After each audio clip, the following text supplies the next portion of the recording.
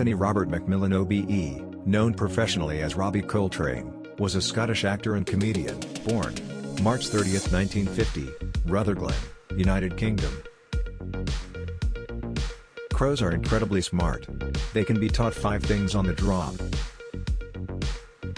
I sometimes worry that all the beautiful things have been made.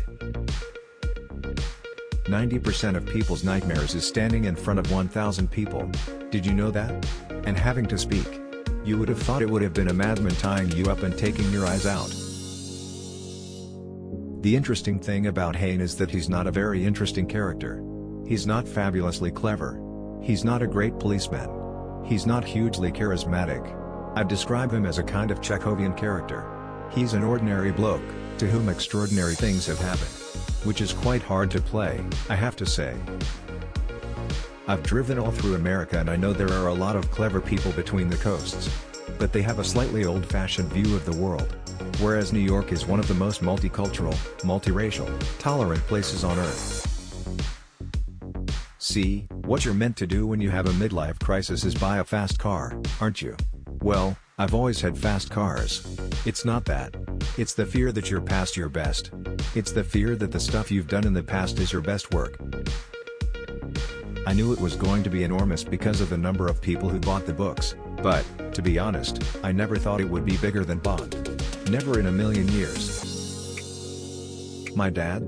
He died when I was 19, which is a bad time for your dad to die, because there's an awful lot of things you have to resolve with your parents past your teens if you've been a difficult teenager.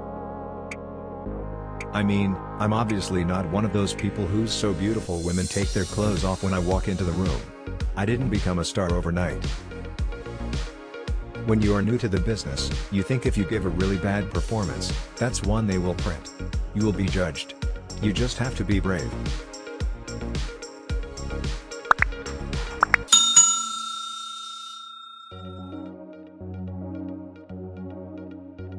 I've signed on for 4 movies, and I'll do 4. That's easy. No complications there. I've already felt that I want to direct. Being an executive producer is like the best job in the world because you make all these executive decisions and then you leave the money to other people. You don't have to be on set and counting beans. I just get the same stuff as I did before, but the price tag is much higher. He made it quite clear that if I didn't play the role, I would be dead within a week.